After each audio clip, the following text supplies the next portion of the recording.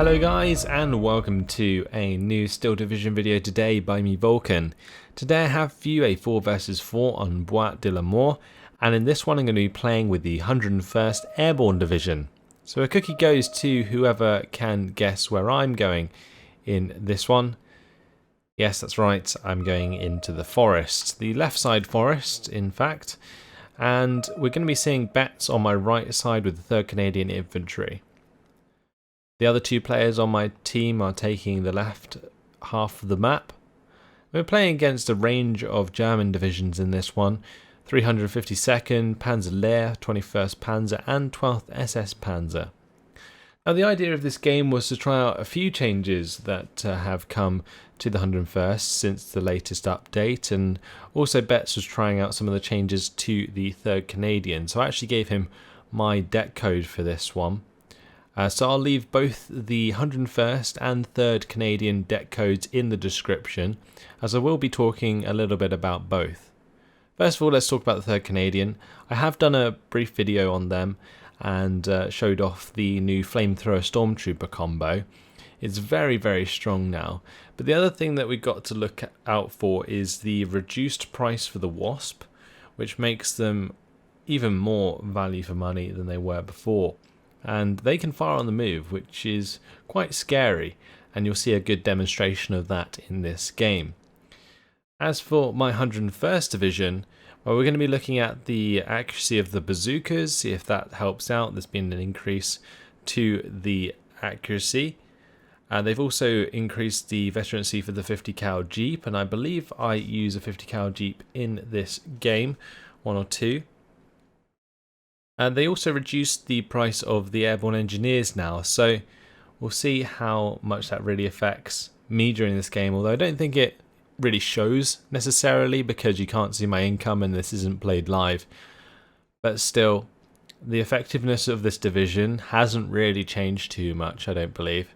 It's still relatively balanced, and the bazooka accuracy increase is just nice from a gameplay perspective, and it just makes the game feel better because bazookas are more reliable. The thing is, what used to be the case is like Panzerschrecks, for example, they've always had 9 accuracy, so they always tend to hit their target. Whereas bazookas have always had 7.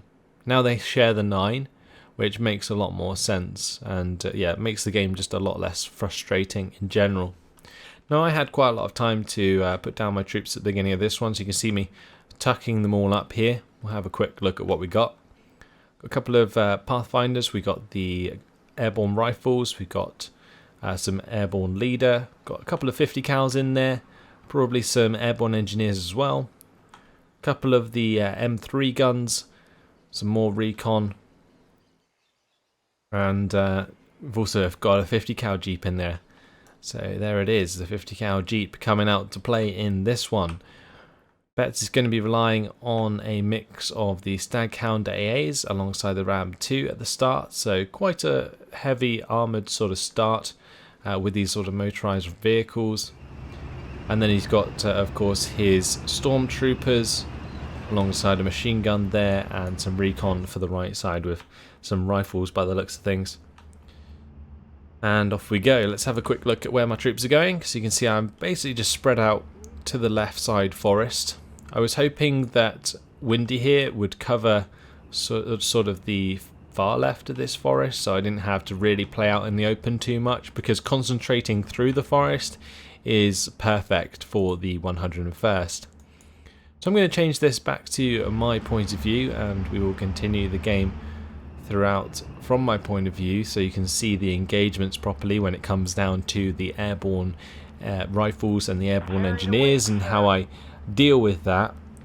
Now, one thing I must say is that throughout this game my use of my command units wasn't fantastic. I kept leaving them behind while my infantry was pushing forward, so you will notice that throughout, and it's something that it's quite a bad habit to get into, really, just like forgetting about your command units, and especially in these forest areas where you can be pinned down very quickly by flamethrowers. Having your command nearby is extremely important, so me forgetting to move them forwards with my infantry was kind of silly. But you can see my M3 guns have arrived. I put one in the middle of the forest, one on the road of course. And we're going to be seeing my WC-25 roll up here. That's just going to be trying to drop off the recon as far forwards as I can.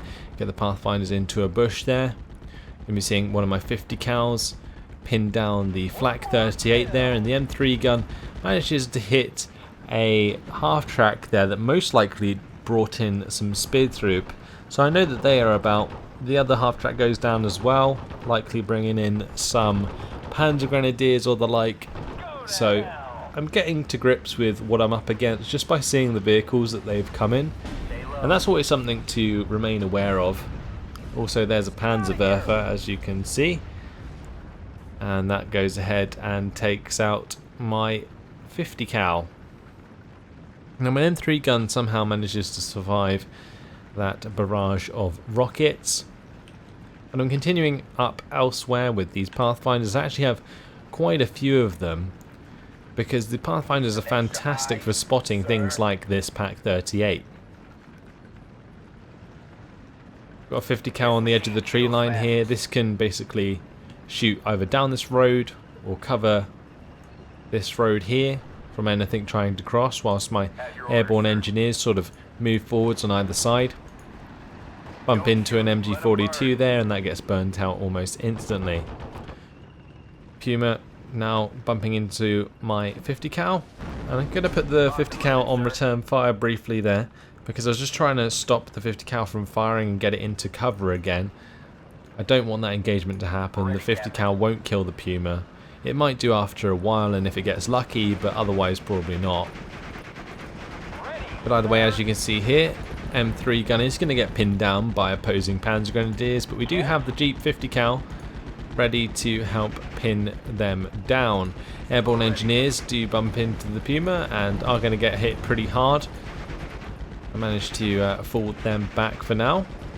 Pathfinders are coming across to deal with Panzer Grenadiers, and I don't have to really worry about this Pack 38 as long as it's not in line of sight of my Jeep, which currently it is not. So I'm just going to run my Pathfinders over into the Panzer Grenadiers. Ideally this wouldn't have been a recon squad, because then I could have made these guys surrender.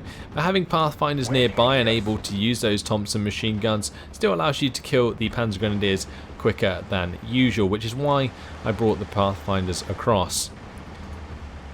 Now half track engaging my 50 cal Jeep here. Just going to want to get my M3 gun up to take that out. I'm also on my way with a Bofors, and that's basically preemptive to help hold the skies, but also to act as ground fire support, so hoping that will work out. But the M3 gun forcing back the half track there, and we're going to pick up the kill. It's Panzer Grenadier. They're getting surrounded by airborne engineers and airborne rifles, so not going to last very long. Tank goes down on the road as well to Betts' 6-pounder. My Pathfinders have finally been revealed in this tree patch and are going to be hit very hard by the IG, but I've got plenty of time to try and get an infantry squad into the side of that IG and maybe save it. Meanwhile, Pathfinders are trying to get close to the Puma with their gammon bombs, whilst the airborne rifles continue to move up with the bazooka. Panzerwerfer firing away once again. 50 cal going to be opening up onto a different half track there. Bofors actually hitting the Pack 38.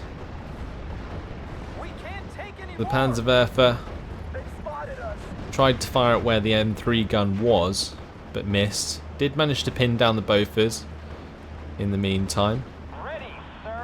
Bringing up another M3 gun though, just as a preemptive replacement to the one that's only on 2 health.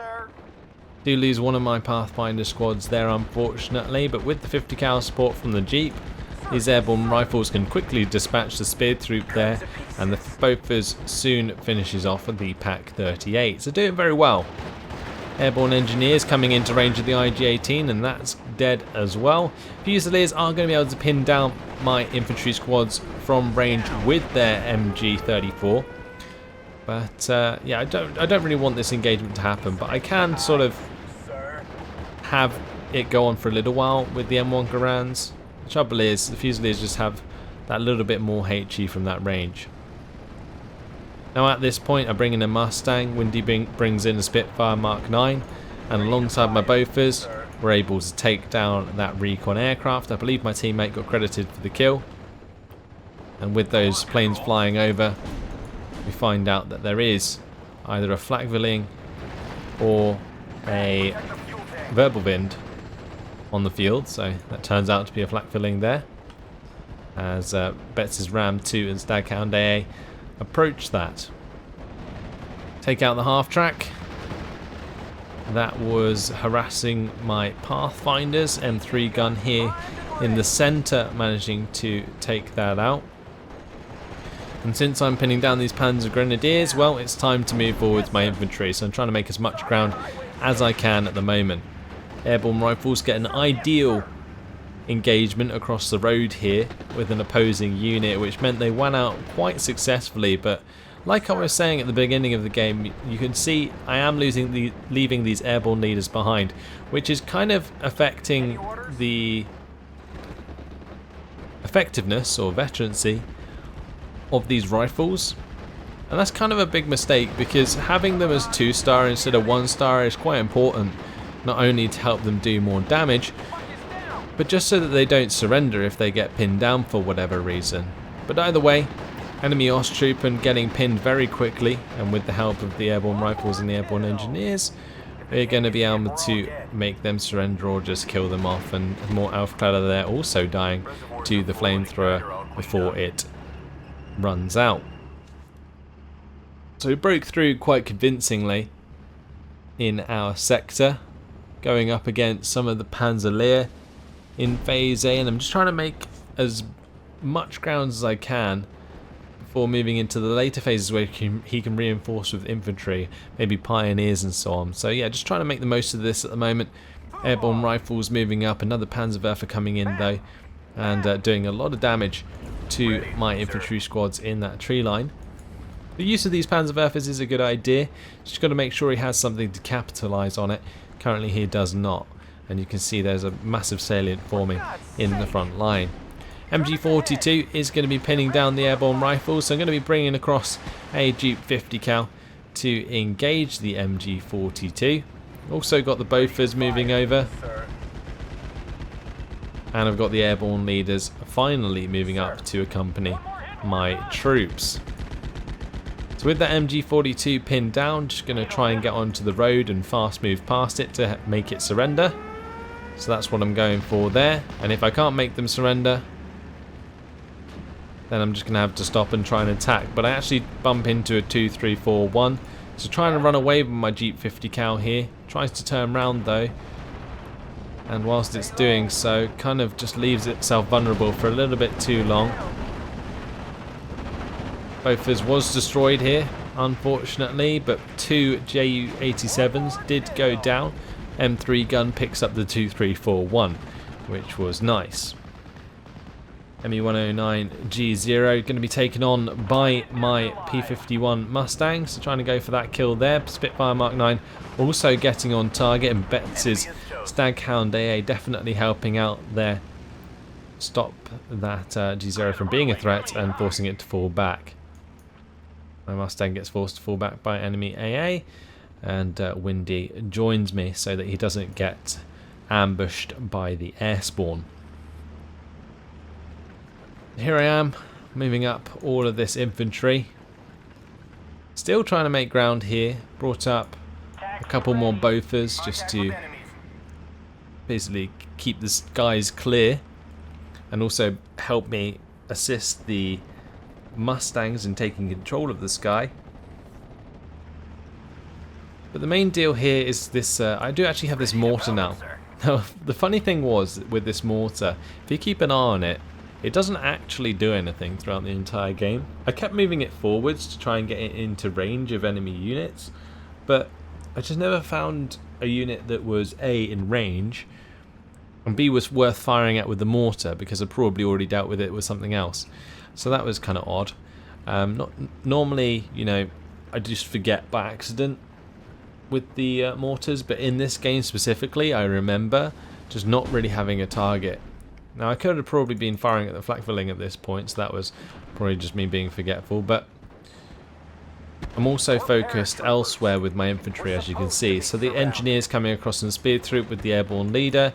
We're pushing up to this road here and cutting that off with the engineers and airborne rifles. And if I can get the airborne rifles onto these roads as well with the bazooka now, they can definitely do some serious damage. See, the 50 cal is also still very much a thing, helping out where it can. Just got it fast moving up the road where this salient is to make me even more ground at this point in the game. Airborne engineer finds and destroys another MG squad. M22 Locust is now also engaging an MG42 and keeping that occupied, waiting for Betts' infantry to come across and take it out. So 60% territory lead at the moment. My Jeep is making even more with its drive up the centre of the map. And meanwhile, Betts has 3 Wasps coming in, doing a lot of damage to any infantry that they come across. So MG42 finally going down there. I believe my M22 picked up the kill. Yeah, look at this Jeep go. Just driving up, taking so much territory. And this is the beauty of having these 50 cal Jeeps, or just Jeeps in general. Also, the 30 cal Jeeps, they're good for this kind of thing where you can push a salient with them. Because if you look at the reinforcements, they don't reinforce from this road. So it takes them a while to get here. So having a Jeep here is just really annoying for the enemy. And you can take full advantage of it. Also works on the German side with the recon sidecars. You could just drive one of those up the road and see how far you can get it. And as you can see here, well, we've gained an absolute ton of territory with that Jeep. Now, the main reason this did happen was probably because I was up against the Panzerlehr, and they didn't really have enough to stop me in Phase A, and continuing into Phase B, I've just sort of snowballed so far, so there's that. Here on the road you can see Ram 2 and the M22 Locust taking on a Marder 2 currently. That's his Ram. Going to be forced to fall back there alongside my M22. Yeah, just across the board, continuing these attack move commands forwards, trying to keep my airborne leader with my rifles and so on where possible. So now bringing up my glider leaders, they have bazookas as well. So loads of ways to ambush any vehicles that come down these roads right now. Now this is something to keep an eye on, honestly. You see where these little pockets form, where the enemy infantry is? Be wary of where the last little land forms, because by this prediction it's telling me there's probably an infantry squad either here or here. So what I'm going to do is move towards those areas with the airborne rifles and the glider leader, and there you have it. MG42 squad was just waiting behind. Ideally that should have been maybe here, so it could have fired across the road when I think tried to. But yeah, managed to find it there and take it out. So just keep an eye on those little pockets, especially if you're pushing very hard, and it will help you identify the locations of those opposing forces. But here we go. These Wasps coming out into play. It's going to be moving forwards here, burning out the Marder 2 and the Grenadiers. The Wasps also moving on to the MG42, some more infantry there, also the Pioneer Führer. I've got the M22 following them up. And this really was the flight of the Wasps. 30-point vehicles just going absolutely ham onto the enemy infantry. No command to stop us making them all surrender, that's for sure. And we just made an absolute ton of ground thanks to Betts' push. We're also going to be continuing up the road now, as you can see, and finding his way to the opposing enemy artillery. We've got a couple of these FKs here, and he's going to have a chance to burn them out. One FK down, the second one going to be hit as well. And you can see with both of them pinned down, they both surrender just before the Wasp gets forced to fall back. So fantastic job there. They're done by Bet and those Wasps. And those Wasps, just because they can fire on the move, are absolutely fantastic. It's just like the Flampanzer from the 116th Windhund. Make sure you make use of those because they can be really, really strong. By the way, engagement's continuing here. Not ideal to have my airborne leader engage one-on-one with Panzer Grenadiers, but I've got rifles coming up to help out. And airborne rifles engaging with Panzer Grenadier on the left side, that's okay. Once we make those guys pinned down, we should be able to make them surrender, and that's job done. So I do lose my airborne leader there. Do have a glider leader sort of all ready to take its place. But in the meantime, small air engagement, shoot down another ME-109G0. Marder on the road does take out my M22 eventually. Any update? Still got this Thunderbolt waiting about to drop its payload. Just looking for a target really. And I can use this Thunderbolt to bomb out Armada 2 quite easily, so hoping to get that kill. And here we go for the bombing strike. So these 25 HE power bombs, they do a lot of damage to open top vehicles, and the Marder is actually falling back here whilst the Befeld Panzer III move forwards, but even the Befeld Panzer III couldn't survive the power of a 25 HE power bomb, and we got that kill nonetheless. So meanwhile, I've also brought up an M1 gun, and this is going to help us basically control the road that comes down from the reinforcement point, relieve a little pressure for our allies on the left side. Windy and KTH1 haven't made a lot of ground, but have definitely been fighting hard. If we can relieve some of the reinforcements from the land spawns, it should make things a lot easier for them. Airborne rifles hitting their bazooka shot there. That's going to help them kill off an infantry squad without a fight. Anti-air is now being brought in now. So that will stop our airstrikes like the Thunderbolt and the Mustangs flying overhead and so on. I've actually also brought up a 356mm off map. That still has 3 salvos left at this point. And again, another set of infantry was left in this forest somewhere, and if I go to the neutral perspective, you can see there they are, the Panzer Grenadiers being behind enemy lines. Can be quite difficult to play with, honestly, because for example, if I push this 50 cal into the Panzer Grenadiers by accident, what would happen is the 50 cal would just die because it wouldn't be able to actually fire from that range. But here you can see the M20 command coming up. That does have a 50 cal, and we'll be able to engage the Panzer Grenadiers. The only issue is that the Panzer Grenadier can use the Panzerfaust, and that's exactly what they do, and the M20 command goes down. So not ideal. Also bring in a Thunderbolt. That's going to go for another bombing strike on the right side there. Gepard and 233 are now engaging as well. Got a glider leader here with the bazooka though, so I'm trying to get that into range of those vehicles. So we've made a lot of ground. We've basically taken control of the entire forest. You can see that Betts is making use of the Stormtrooper flamethrower combo up here. It works the same with rifles as well. As long as you have something to draw the fire away from the flamethrowers, it seems to work almost every time. But at the moment, the land spawn's still not completely occupied on the right side, so they can still bring stuff in. We're kind of trying to work around that at the moment, myself and Betts.